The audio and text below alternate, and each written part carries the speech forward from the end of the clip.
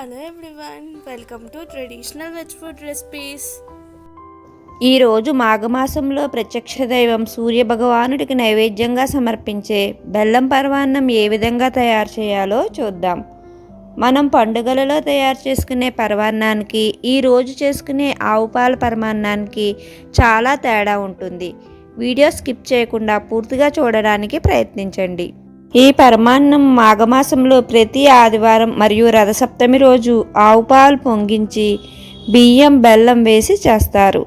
సూర్యదేవునికి ఈ పాయసాన్ని నైవేద్యంగా సమర్పిస్తారు. పరమాన్నం తయారీకి ముందుగా దళసరి గిన్నెని తీసుకోవాలి. నేను 1/2 లీటర్ ఆవు పాలు తీసుకున్నాను కాబట్టి ఈ చిన్న గ్లాసుతో బియ్యం తీసుకుంటున్నా. మీరు తీసుకునే పాలు క్వాంటిటీని బట్టి బియ్యం తీసుకోండి. ఒక చిన్న గ్లాస్తో బియ్యం తీసుకుని శుభ్రంగా వాష్ చేసుకుని పక్కన అట్టెబెట్టుకోండి. ఇప్పుడు గిన్నెలోకి 1/2 లీటర్ ఆవు పాలు తీసుకుని పొంగించుకోవాలి. మా వీడియోస్ మీకు నచ్చినట్లయితే ప్లీజ్ సబ్స్క్రైబ్ మై ఛానల్. పక్కనే ఉన్న గంట సింబల్ నొక్కితేనే వీడియోస్ పెట్టగానే నోటిఫికేషన్ వస్తుంది. Please support and encourage my channel.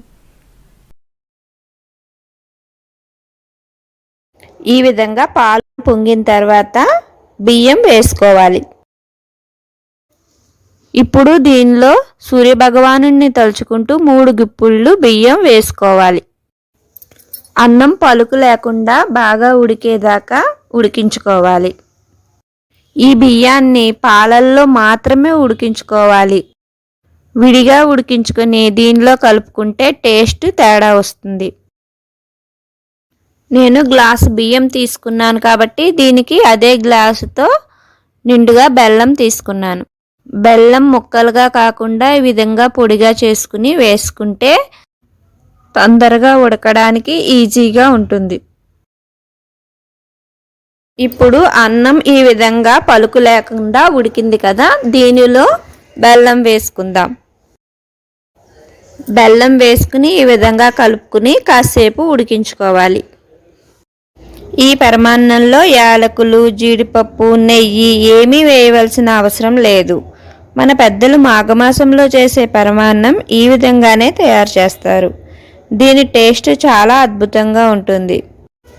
మాఘమాసంలో సూర్య ఆరాధనకు ఎంతో విశిష్టత ఉంది. ఈ మాసంలో సూర్యుడిని ఆదిత్య హృదయంతో పఠించడం వలన అనారోగ్యాలు నశిస్తాయనేది శాస్త్రం చెబుతోంది. మాఘమాసంలో ప్రతి ఆదివారం ఆవు పాలు పొంగించి సూర్యభగవానుడికి నైవేద్యంగా సమర్పించటం వల్ల అనారోగ్యాలు నశిస్తాయి. రథసప్తమి రోజు మిగిలిన 3 ఆదివారాలు ఈ విధంగా పాలు పొంగించి సూర్యభగవానుడికి నమస్కరిస్తే ఆయురారోగ్యాలు అభివృద్ధి చెందుతాయి. Thanks for watching my videos. Please like, share and subscribe my channel.